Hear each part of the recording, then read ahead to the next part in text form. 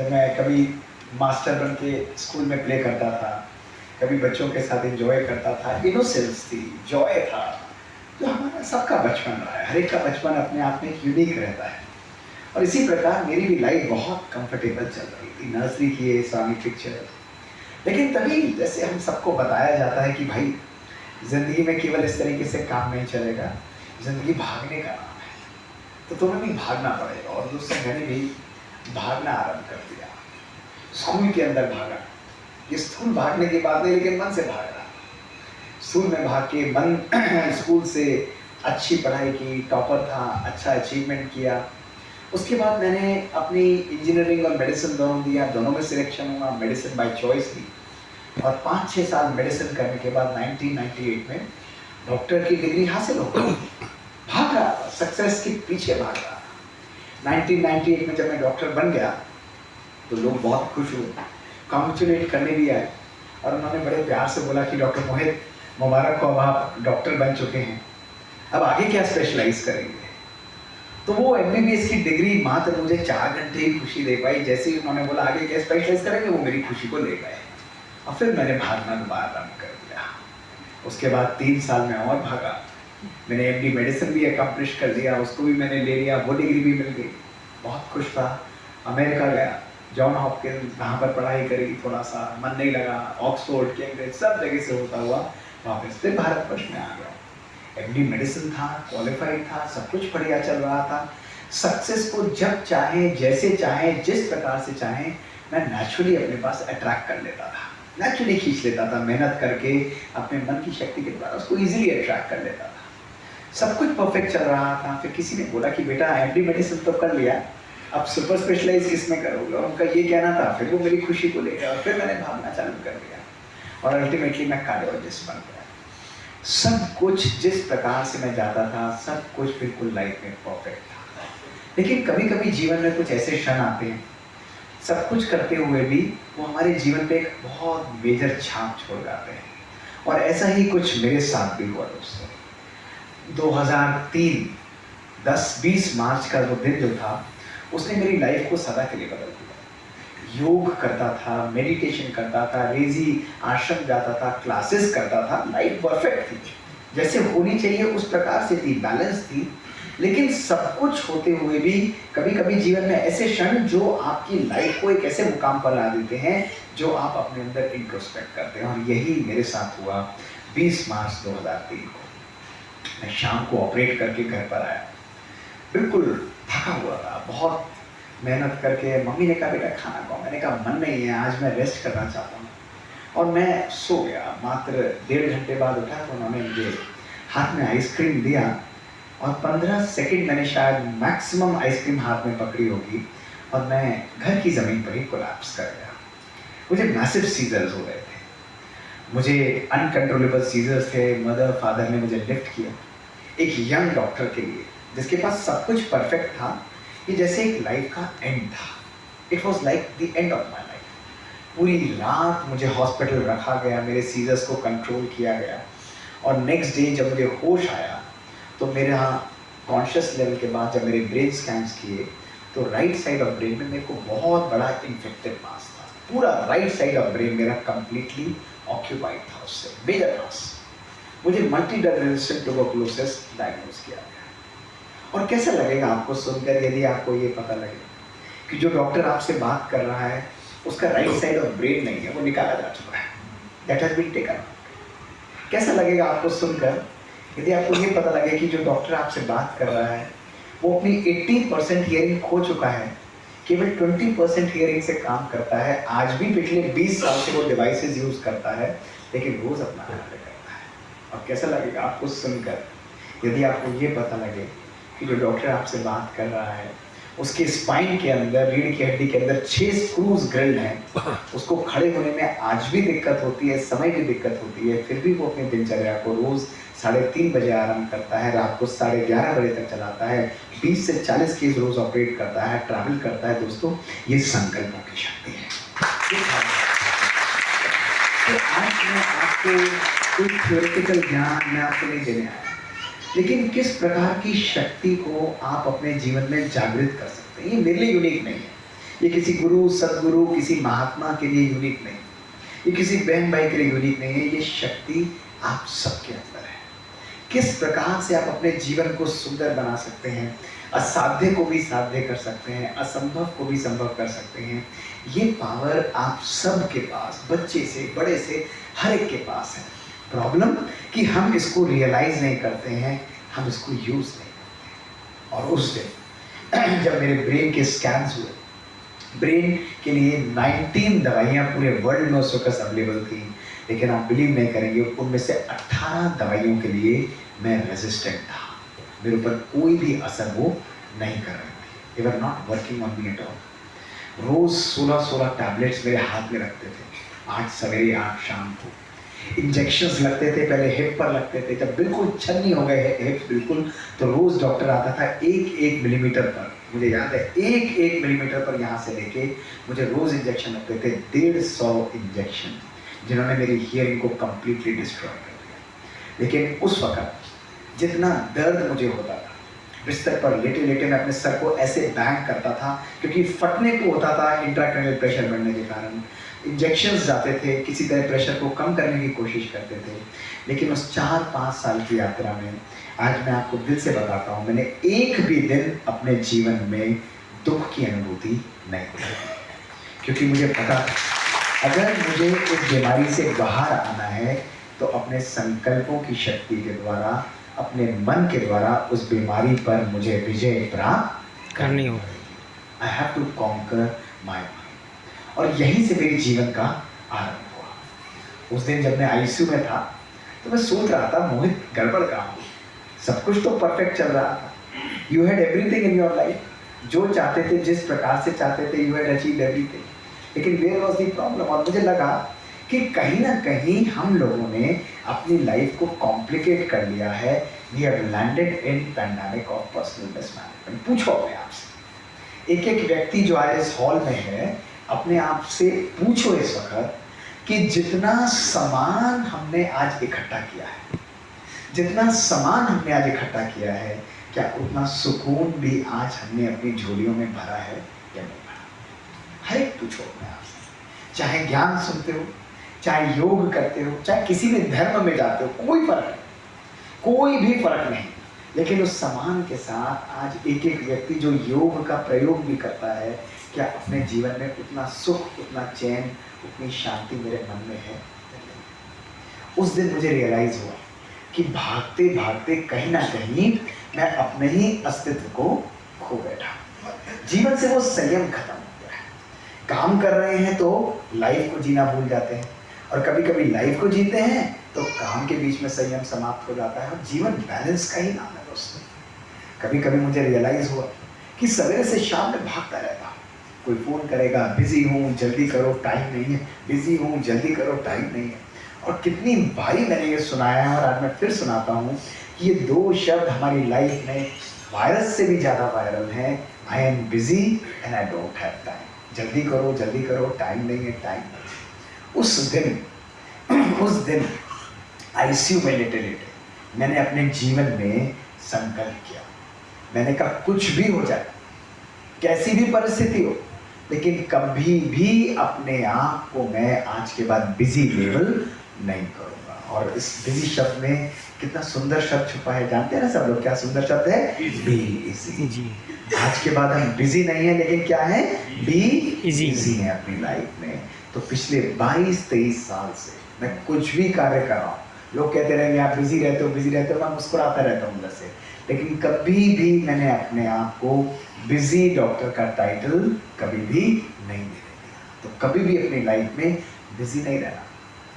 तीसरा, उस दिन जब मैं सोच रहा था कि सवेरे से शाम मैं भागता हूँ, लाइफ हमारी बहुत सिंपल होनी चाहिए।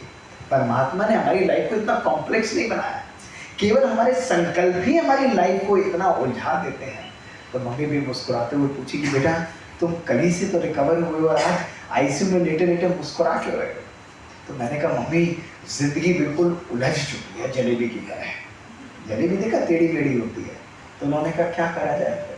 तो मैंने बड़े प्यार से उन्हें बोला कि जब जलेबी सी उलझ चुकी है जिंदगी, तो क्यों नहीं चाशनी में डुबकी लगा दी जाए। हाँ, ज़िंदगी में थोड़ी मिठास भरी जाए, ज़िंदगी में कुछ नया किया जाए, ज़िंदगी में कुछ परिवर्तन किया जाए। और उस दिन मैंने अपनी लाइफ में ब्रेक लगाकर अपनी लाइफ को बैलेंस बनाया, अपनी लाइफ में खुशियों को पीछे भागने छोड़कर खुशियों को हर पल क्रिएट करना आरंभ किया। ये परिवर्तन अपने जीवन के अंदर दोस्तों मैं उस दिन लेकर आया। तो आज जो भी बातें मैं आपको अगले आधे पौने 1 घंटे के अंदर बताऊंगा वो कंप्लीटली साइंटिफिक होंगे। आज मैं आपको बताऊंगा कि किस प्रकार संकल्पों की शक्ति के द्वारा आप अपने जीवन के हर एस्पेक्ट को, अपने जीवन के हर पार्ट को कंप्लीटली परिवर्तित कर सकते हैं।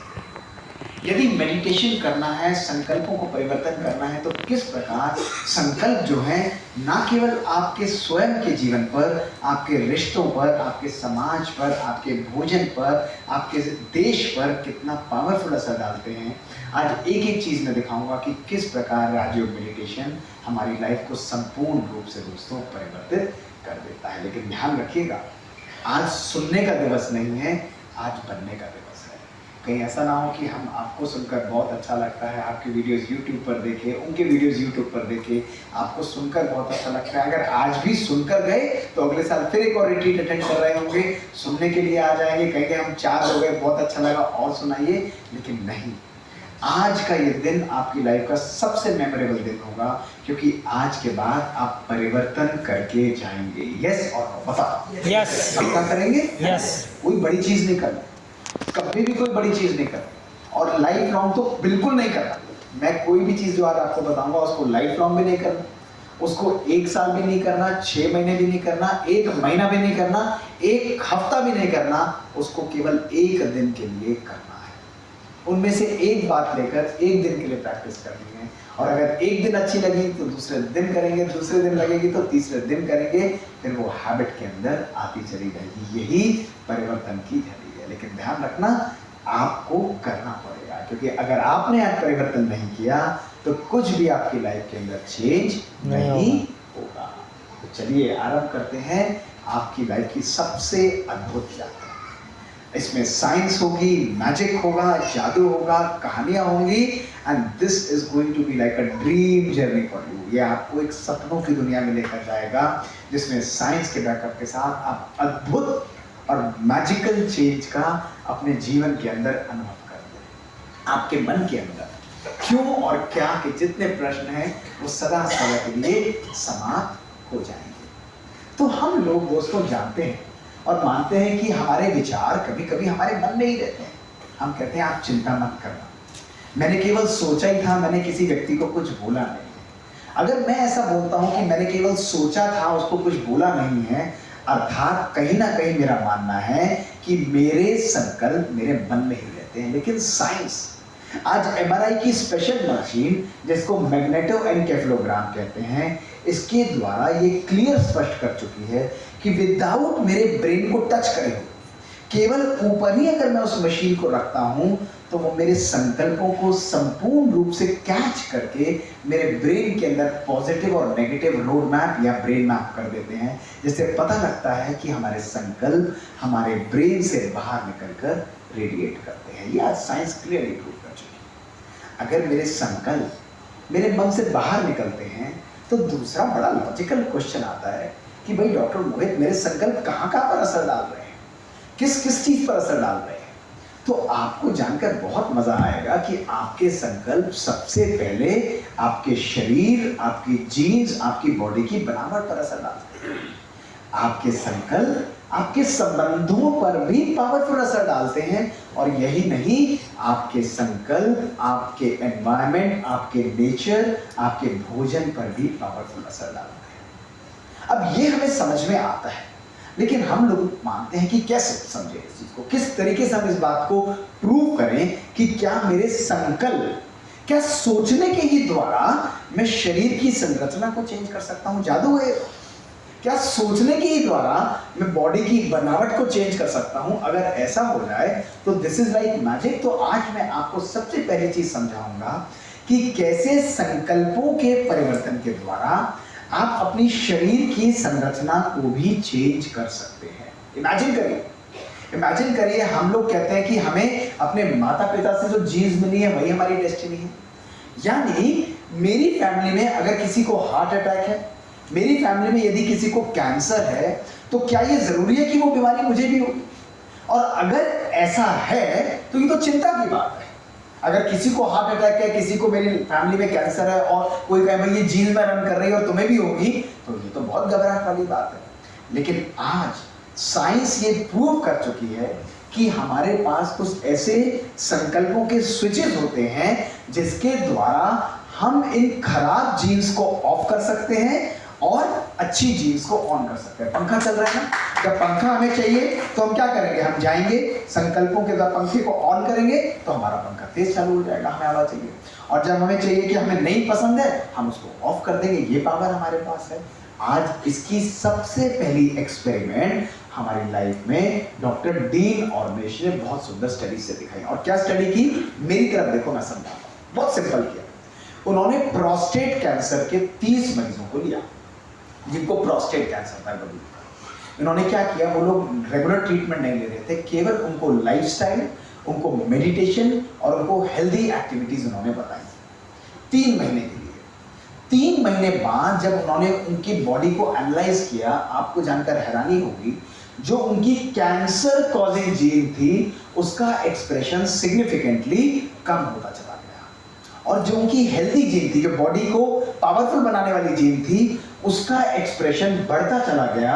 और ये शो करता है कि संकल्प और लाइफस्टाइल चेंजेस के द्वारा ही हम अपनी जीन्स का एक्सप्रेशन चेंज कर सकते हैं। जब उन्होंने 3 महीने बाद एनालाइज किया तो आपको जानकर हैरानी होगी, 500 से भी ज्यादा अधिक जीन्स का एक्सप्रेशन चेंज हुआ, और जितनी भी शरीर की कैंसर कॉजिंग जीन्स थी वो सब या तो स्विच ऑफ हो गई या डाउन रेगुलेट हो गई। ये फर्स्ट एविडेंस पावरफुल हमारे पास आई कि किस प्रकार अपने जीवन शैली के परिवर्तन के द्वारा आप अपने शरीर की जीन्स को भी चेंज कर सकते हो।